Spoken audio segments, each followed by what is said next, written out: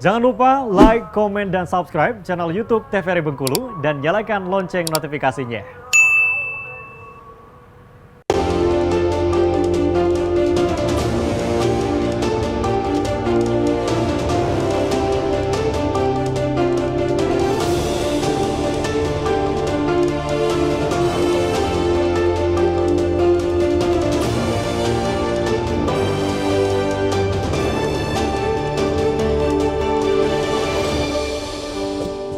Anda masih menyaksikan Berendo TVRI Bengkulu dengan tema kita hari ini tahun ajaran baru 2024, masih bersama dengan Bapak Kepala Dinas Pendidikan dan juga Kebudayaan Kota Bengkulu, Bapak Agunawan, dan juga Kepala Sekolah SMP Negeri 1 Kota Bengkulu, Bapak Muhtarimin.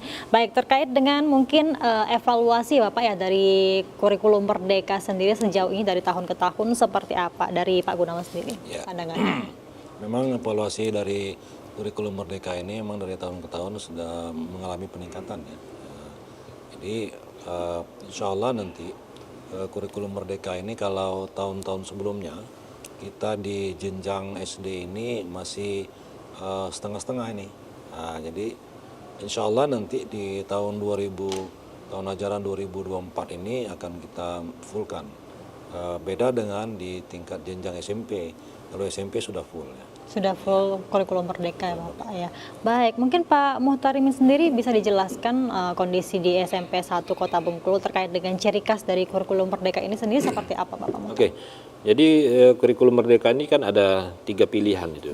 Yang pertama itu ada mandiri belajar, lalu ada mandiri berubah, kemudian ada mandiri berbagi. Nah kita di SMP Negeri 1 itu mengambil yang mandiri berubah. Mandiri berubah artinya kita kemarin pas dimulai pelaksanaan kurikulum Merdeka kita sudah mengambil itu, artinya tidak dikontrol, bukan tidak dikontrol, tidak disikapi dari pusat baik segi pendanaan untuk pelaksanaan itu, tapi kita melaksanakan sendiri gitu sesuai dengan kemampuan yang ada. Dan alhamdulillah tahun ini sudah masuk tahun ketiga berjalan dan sementara kita tidak mengalami kendala, maka banyak perubahan-perubahan yang signifikan yang kita dapatkan, terutama dari motivasi guru untuk menjadikan dirinya lebih giat lagi dalam mencari info-info, karena kita terdaftar di PMM, terdaftar di Ekin segala macam. Artinya kalau dulu kan kalau ada perubahan kurikulum itu kita diundang ke sana untuk pelatihan, untuk workshop. Tapi sekarang enggak, tergantung guru tuh dia mau tidak membuka PMM-nya. Karena di situ sudah informasi tentang kurikulum itu sudah lengkap. Termasuk persiapan mengajar, bagaimana menyikapi anak, segala macam itu sudah semua. Jadi tinggal lagi bagaimana kreativitas guru dalam memanfaatkan PMM yang ada, sehingga itulah yang bisa dijadikan acuan dalam mengelola proses pembelajaran yang ada di sekolah. Baik, kalau untuk sistem pengajarnya sendiri untuk siswa-siswi seperti apa Bapak di kurikulum Merdeka ini? Kurikulum Merdeka ini banyak sekali variasi sebenarnya. Ya, tinggal lagi bagaimana guru memanfaatkan itu. Bisa saja anak itu menggunakan gadget dalam belajar. Bisa menggunakan layar LCD. Kemudian bisa online. Jadi mengambil dari ruang guru, ambil dari ruang belajar. Jadi banyak sekali. Jadi bisa terkoneksi ke internet langsung boleh. Karena itu sudah disiapkan menu-menu pembelajaran yang dibutuhkan. Sehingga ini bagaimana kita menyikapi gitu. Itulah intinya kelebihan daripada kurikulum Merdeka. Anak-anak ketika dibuka misalkan ada tema atau pembahasan tertentu pada pokok bahasan tertentu, anak itu bisa mengambil info itu dari berbagai sumber. Misalkan itu di jaringan internet kan, asal guru itu memberikan batasan aja. Kita bicara, artinya ketika ada pertanyaan tentang A, anak itu bisa bervariasi jawabannya. Nah, itulah dikatakan merdeka itu. Tidak ada jawaban yang salah ya Tidak Bapak? ada yang jawabannya salah, tapi bagaimana persepsi. Tapi dia memang ada poin-poin penting yang harus dimunculkan. Berarti emang kurikulum Merdeka ini juga baik dari guru maupun dari muridnya harus melek digital ya Bapak ya? Iya.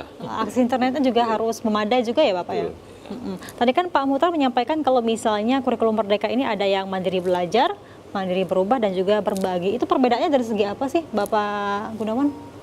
Ya, kalau perbedaannya sebetulnya tergantung dengan ini ya, apa namanya, eh, kebutuhan di sekolah sih sebetulnya. Kalau mandiri berbagi ini, mereka anak-anak yang sudah terlatih ini memang mereka bisa berbagi dengan teman-temannya begitu. Kira-kira seperti itu bahasanya. Nah, nanti dilihat dari keinginan dari siswa-siswa kita di sekolah. Baik. Berarti sesuai dengan kebutuhan sekolahnya ya. Berarti sekolah bisa memilih ya Bapak ya. Entahkah itu mungkin mandiri belajar, berubah atau mungkin berbagi seperti itu. Yang agak beda itu mandiri belajar. Jadi dulu pertama sekali diberlakukan kurikulum merdeka, mandiri belajar itu dia tetap menggunakan kurikulum yang lama, tetapi dia sudah belajar kurikulum merdeka. Itu dulu. Sehingga muatan kurikulum masih sama dengan kurikulum 2013, tapi bagaimana dia pola mengajarnya, pola menyikapi siswa, dan menata proses KBM-nya, itu mengacu kepada kurikulum merdeka. Itulah dikatakan belajar. Tapi di administrasi persekolahannya itu tetap masih menggunakan kurikulum 2013. Tapi kalau kami kemarin pas launching, ibaratnya kita sudah menggunakan kurikulum merdeka, sehingga kurikulum memang sudah berubah. Tapi kita mandiri belajar, mandiri berubah. Mandiri berubah. Kalau belajar dia tetap kurikulum lama, cuma mengacu pada 2000 yang kurikulum merdekanya. Tapi kalau kita berubah kemarin sudah mengacu kepada kurikulum merdeka yang sebenarnya gitu. Baik, sejauh ini mungkin dari pandangan Pak Kadis sendiri nih dalam peralihan kurikulum ya Bapak ya, yang dulu K13 sampai sekarang kurikulum merdeka, apakah mungkin kurikulum merdeka ini dinilai efektif Bapak untuk mengembangkan potensi, skill dan juga minat dari siswa-siswi dalam hal pengajaran sendiri? Baik, sejauh ini memang kalau kita perhatikan dari kurikulum K13 dengan kurikulum merdeka ini memang jauh sekali memang perbedaannya. Kalau di kurikulum merdeka ini memang kemandirian dari siswa itu memang itu yang ditonjolkan. Kemudian kalau di K13 itu lalu dulu guru memberikan edukasi kepada murid. Kalau sekarang ini seorang guru itu akan melihat potensi anak didiknya, kemana arah bakat dan kemauan anak didiknya ini. Sehingga memang dalam konteks belajar itu memang anak didiknya ini suka begitu. Misalnya katakanlah dia suka dengan tanaman misalnya, maka mungkin akan diarahkan kepada cocok tanam begitu. Kira-kira seperti itu Mbak ininya.